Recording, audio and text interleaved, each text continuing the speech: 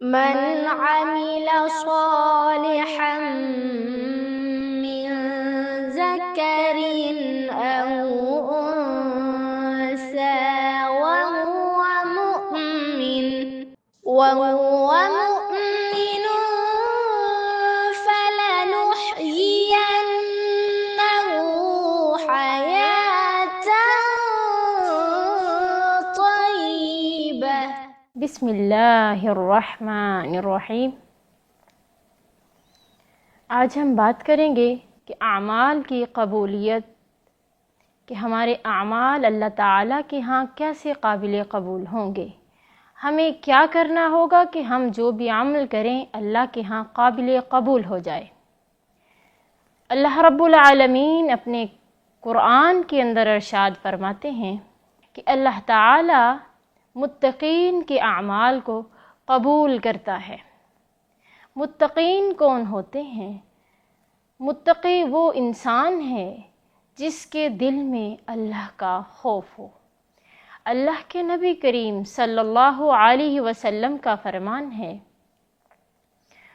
عن عمر بن خطاب قال قال رسول اللہ صلی اللہ علیہ وسلم انما الاعمال بالنیات۔ حضرت عمر بن خطاب رضی اللہ تعالی عنہ بیان کرتے ہیں کہ رسول اللہ صلی اللہ علیہ وسلم نے فرمایا کہ بے شک اعمال کا دار و مدار نیتوں پر ہے۔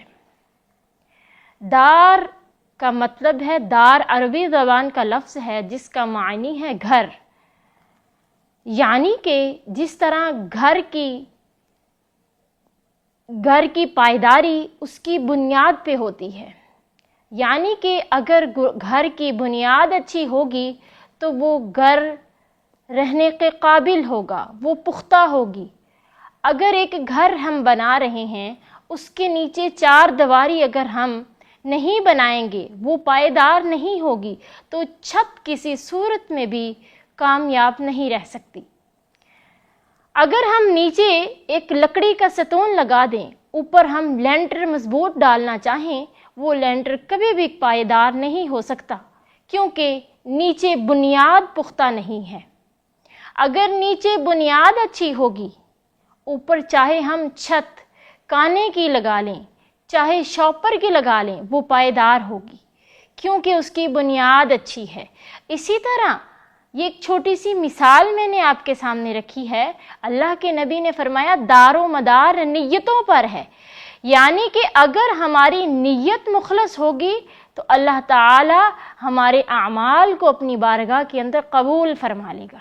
اللہ کے نبی صلی اللہ علیہ وسلم نے فرمایا جہنم کی آگ سے بچو، اگرچہ تمہیں ایک کھجور ہی صدقہ کیوں نہ دینی پڑے۔ مطلب یہ کہ اگر ہم خالصتاً اللہ کی رضا کے لیے ایک کھجور بھی اللہ کے رستے میں صدقہ کرتے ہیں، اس میں تقوی ہے، اس میں اخلاص ہے، اللہ اپنی بارگاہ کے اندر قبول فرما لے گا۔ اور وہ کیسے قبول کرے گا؟ حدیث میں ہے صحیح بخاری کی کہ آپ صلی اللہ علیہ وسلم نے فرمایا جس طرح تم میں سے کوئی اپنے گھوڑی کے بچے کی پرورش کر کے اسے جہاد کے لیے بہترین گھوڑا بنا لیتا ہے، اسی طرح اللہ تعالی تم میں سے اگر کوئی اللہ کے رستے میں خالصتاً اللہ کی رضا کے لیے ایک کھجور صدقہ کرتا ہے نا، اللہ اسے اپنے دائیں ہاتھ سے قبول کرتا ہے۔ سبحان اللہ۔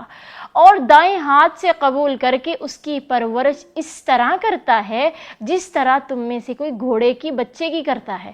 اور فرمایا اس کی پرورش کرتے کرتے اللہ تعالیٰ کل قیامت کے روز اس ایک کھجور کا اجر اللہ تعالیٰ احد پہاڑ جتنا کر دے گا۔ سبحان اللہ۔ اس لیے ہم جو بھی عمل کریں اس میں خالصتاً اللہ کی رضا ہونی چاہیے۔ اللہ کی رضا شامل ہوگی تو ہمارا چھوٹے سے چھوٹا عمل بھی اللہ کے ہاں قابل قبول ہو جائے گا۔ اگر اس عمل کے اندر ریاکاری ہوگی تو اللہ کے ہاں وہ عمل قابل قبول نہیں ہوگا۔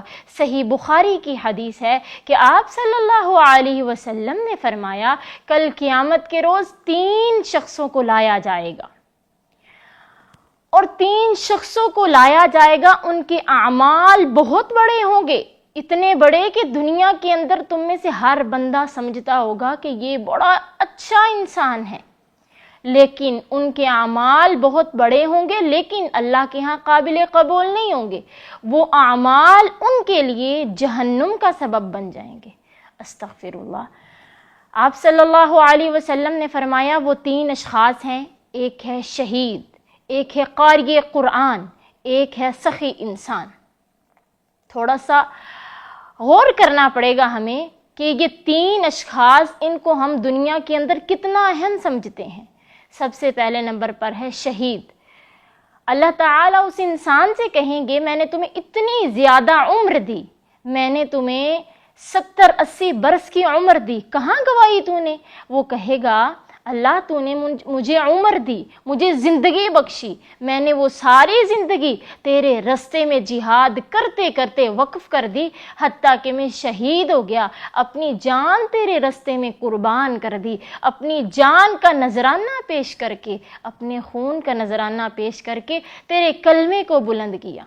اللہ تعالیٰ فرمائیں گے کذبتا، تو نے جھوٹ بولا، تو نے یہ میرے لیے عمل نہیں کیا تھا، تیرا یہ عمل کرنا اس ارادے سے تھا کہ لوگ تجھے کہیں یہ کتنا بہادر ماں کا بیٹا ہے، اس کی ماں کتنی بہادر ہے، یہ خود کتنا بہادر ہے کہ یہ بارڈر پہ جا کے لڑائی کرتا ہے، یہ دشمن سے لڑائی کر کے اپنی جان اس نے قربان کر دی ہے۔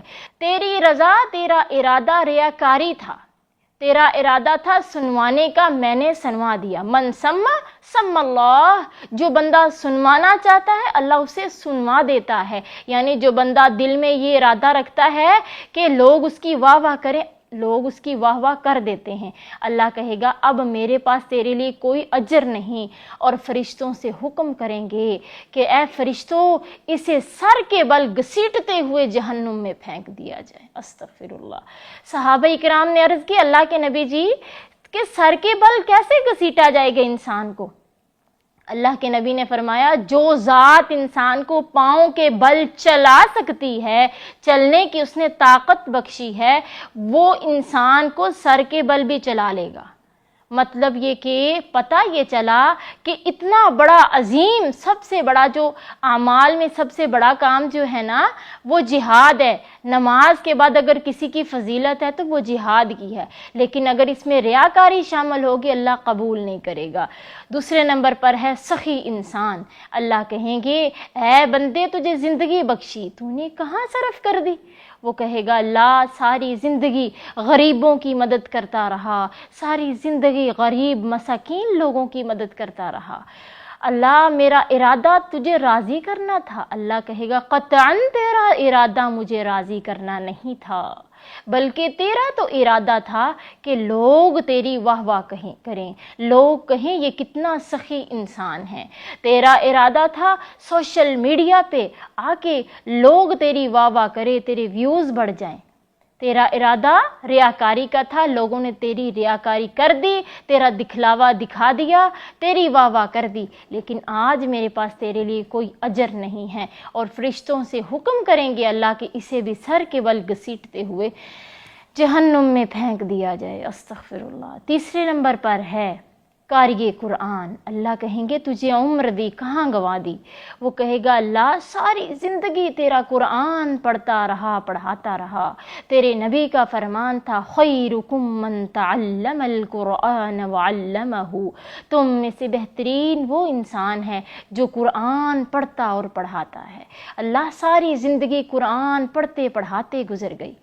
اللہ تعالیٰ کہیں گے تیرا ارادہ میری رضا نہیں تھی، تیرا ارادہ مجھے راضی کرنا نہیں تھا، تیرا ارادہ تو تھا کہ لوگ کہیں کہ اس بندے کی آواز کتنی خوبصورت ہے، اس بندے کا بیان کرنے کا انداز کتنا اچھا ہے، لوگوں نے تیری واہ واہ کر دی، آج میں رب العالمین کے پاس تیرے لیے کوئی اجر نہیں ہے۔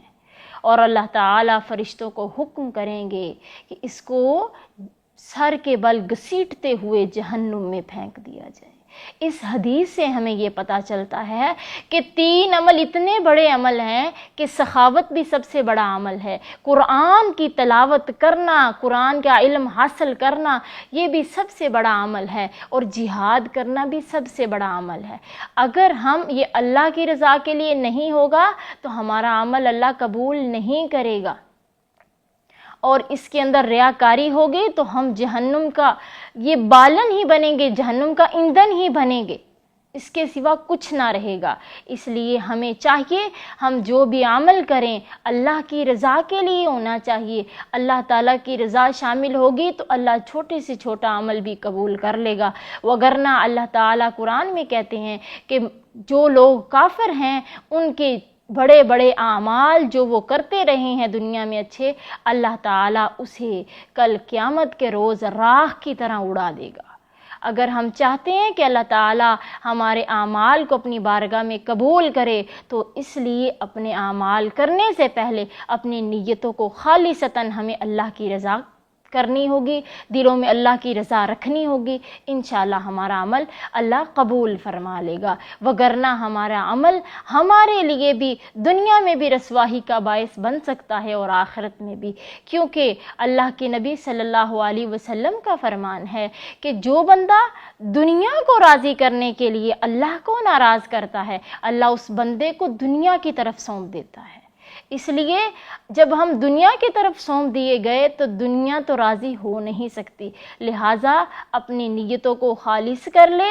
اگر ہم علم حاصل کرنے جاتے ہیں تو یہ نہ سمجھے کہ میں علم حاصل کروں گی تو لوگ مجھے کہیں گے یہ قاریہ بن گئی ہے، یہ عالمہ بن گئی ہے، یہ مبلغہ بن گئی ہے، بلکہ ہماری رضا ہونی چاہیے کہ ہم قرآن و حدیث کا علم سیکھ رہے ہیں، قرآن و حدیث کا علم سیکھ کے ہم اللہ تعالیٰ کے پرچم کو، اللہ تعالیٰ کے دین کے پرچم کو بلند کرنے والیاں بن جائیں گے۔ انشاءاللہ ہمارا چھوٹے سے چھوٹا عمل بھی اللہ قبول کرے گا۔ اللہ رب العالمین ہمیں عمل کی توفیق عطا فرمائے۔ من عمل صالحا من ذکر او انثى وهو